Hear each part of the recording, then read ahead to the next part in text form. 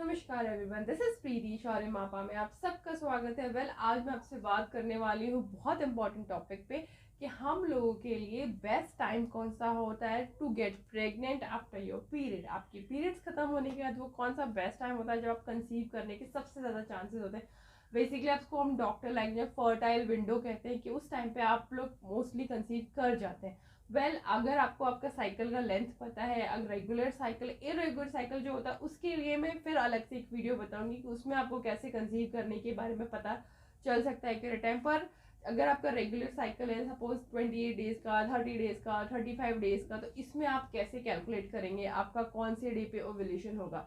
अगर मैं scientifically language में बोलूँ तो अगर आपका 28 डेज का साइकिल है तो जो लास्ट डे होगा आपके साइकिल का उसमें से आपको 14 माइनस करना है। तो जो आपका इधर से आप अगर 1 2 3 काउंट करेंगे तो 14th डे पे आपका क्योंकि 14 आप 28 डेज हो गया तो 14th डे पे आपका ओव्यूलेशन डे होगा। वैसे अगर आपका 30 डेज का साइकिल है, फर्स्ट डे से लेके लास्ट 30 डेज में से अगर आप 14 माइनस करेंगे तो फर्स्ट से लेके 16 डे पे आपका ओव्यूलेशन डे होगा। वैसे अगर आप 35 डेज में काउंट करेंगे तो फिर उसमें भी आप अगर माइनस करेंगे 14 डेज तो 21st डे पे आपका मोस्टली ओव्यूलेशन डे होगा।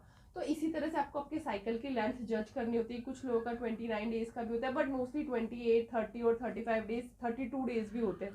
तो उसमें से आपको बस 14 माइनस कर देने हैं और जो भी डे होगा वो आपका ओव्यूलेशन डे होगा। बट प्रॉब्लम ये है कि ये हमेशा एक्यूरेट नहीं होता, एक आध दिन आगे पीछे हो जाता है। तो आप ये कैसे पहचानेंगे? इसके लिए ओव्यूलेशन के कुछ सिम्टम्स होते हैं। सबसे जो मेजर सिम्टम वो होता है आपको जैसे आपका ओव्यूलेशन होने वाला होगा उसके 3-4 दिन पहले से आपको ना डिस्चार्ज होने लग जाता है। और वो जो डिस्चार्ज होता है बहुत स्टिकी, और आप उसको अगर ऐसे 2 फिंगर टेस्ट करेंगे ना वो वाइट डिस्चार्ज को लेके तो उन दोनों के बीच में एक तार सा बन जाता है। वो बहुत स्टिकी फॉर्मेट में होता है। वो बेस्ट सिम्टम होता है। आप जैसे ही वो निकल जाता है, आपके अंदर से निकलने लग जाता है, सपोज कि आपका विद इन 24 आवर्स और 48 आवर्स में आपका ओव्यूलेशन होने वाला है।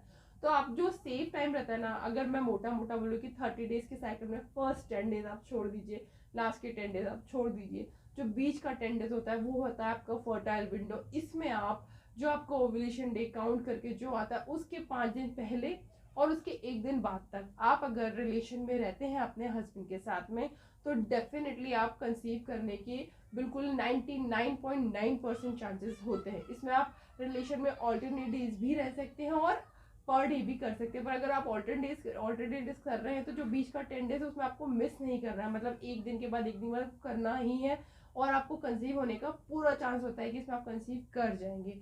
क्योंकि एग का जो लाइफ होता है वो हार्डली 24 आवर्स का होता है, इसलिए आप पहले से मतलब जब भी आपका ओव्यूलेशन डे होगा उसके 2-3 दिन पहले से ट्राई करेंगे तो बहुत चांसेस होते हैं कि आपको एग और स्पर्म का मिलने का चांस ऑलमोस्ट 80% से ज़्यादा होता है। क्योंकि एग की लाइफ कम होती है इसलिए ओव्यूलेशन के बाद में मोस्टली वो 24 आवर्स तक ही रहता है और उसके बाद में आप हम जज नहीं कर सकते। तो इसलिए हम पहले से ही 1 हफ्ता का जो टाइमिंग होता है उसमें ऑल्टरनेट डेज आप रिलेशन में रहिए अपने हस्बैंड के साथ, डेफिनेटली आप कंसीव करेंगे। होप आपको इस समझ में आ गया होगा, और अगर नहीं समझ में आए तो प्लीज़ कमेंट बॉक्स में लिखिए, मैं और अच्छे से एक्सप्लेन करने की कोशिश करूंगी कि आपको कैसे करना है। ज़्यादा कैलकुलेशन में ना जाके सिर्फ अपना जो भी आपका साइकिल है उसको आप 3 भागों में डिवाइड कर लीजिए और जो बीच का हिस्सा रहेगा उसमें आपके हस्बैंड के साथ आप रिलेशन में रहिए। The best way to conceive after the period. So hope आपको समझ में आया होगा। प्लीज लाइक बटन को प्रेस कर लीजिए, subscribe my channel, bell icon को हिट कर लीजिए to get the notification of my video. Thank you so much, bye bye.